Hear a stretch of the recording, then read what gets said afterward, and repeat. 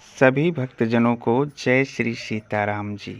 मैं पहले ही स्पष्ट कर दूं कि इस वीडियो को वे लोग कतई ना देखें जिनका विश्वास ईश्वर में नहीं है और जो भगवान में भी दोष लगाने का कार्य करते हैं। आज मैं ऐसी चौपाइयों के विषय में जानकारी देने जा रहा हूं जो आपके दुख संकट को दूर करने में सहायक होंगी। ये चौपाइयाँ अपने आप में ही पूर्णता सिद्ध होती हैं।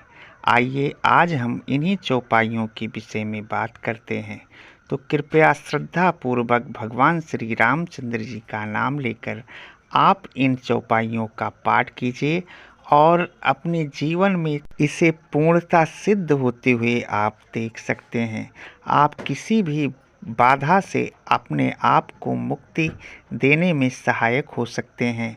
आपको किसी भी झाड़ फूंक तंत्र मंत्र की आवश्यकता नहीं होगी। तो आइए देखते हैं चौपाइयों को। किसी भी कार्य के लिए जब आप बाहर निकलते हैं तो आपको इस चौपाई को कम से कम 2 बार बोलना चाहिए। इस चौपाई को बोलने से आपकी यात्रा निश्चय ही मंगलमय होगी। तो देखते हैं ये चौपाई कौन सी।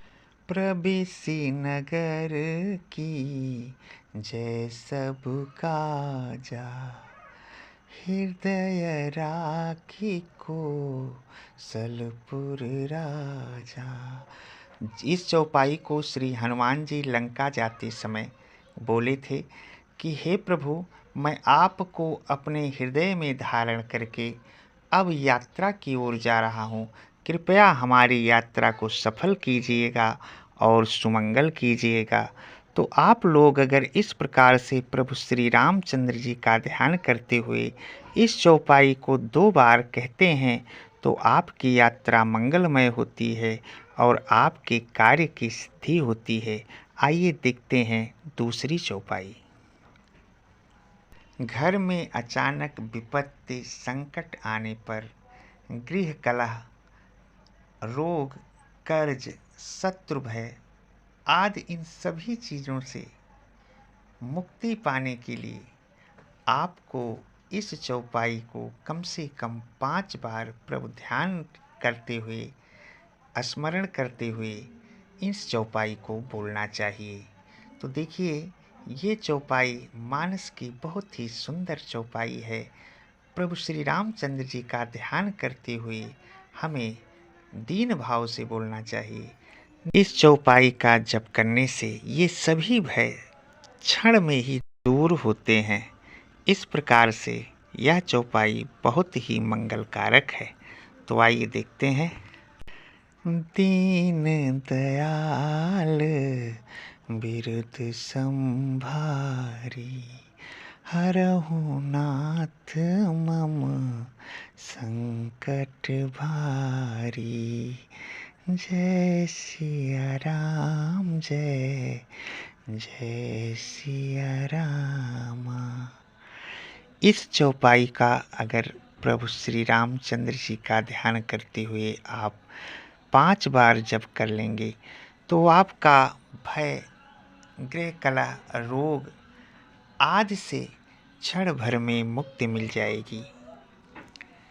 कभी कभी आपके जीवन में ऐसी भी स्थिति आ जाती होगी जिसमें आपका बुद्धि विवेक काम ही नहीं करता होगा, अर्थात किसी उलझन में फंस जाने पर आपको जहां आपकी बुद्धि हार मान रही है वहां पर इस चौपाई का स्मरण करना चाहिए। ये चौपाई रामचरितमानस की एक सिद्ध चौपाई है। तो आइए देखते हैं। जय ही विधि होय नाथ हित मोरा, करहूँ सुवेग दास मैं तोरा। हे अंतर्यामी प्रभु श्री रामचंद्र जी, जिस प्रकार से मेरा हित हो कृपया उस प्रकार से मेरा हित कीजिए, मेरी बुद्धि की उलझन को सुलझाइए। मैं आपका एक छोटा सा तुच्छ दास हूँ और आज मैं अपनी बुद्धि के ही उलझन में फंस चुका हूँ।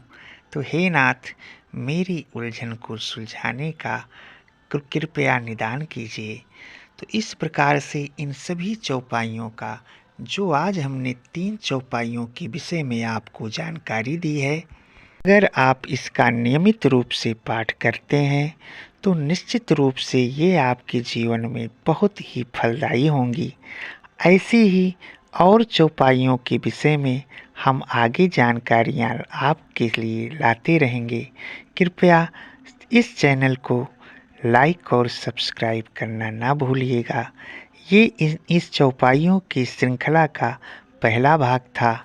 हम आपके व्यूज के अनुसार हम देखेंगे कि इस चौपाई की श्रृंखला का हमें दूसरा भाग लाना है या नहीं लाना है। जय श्री सीताराम जी।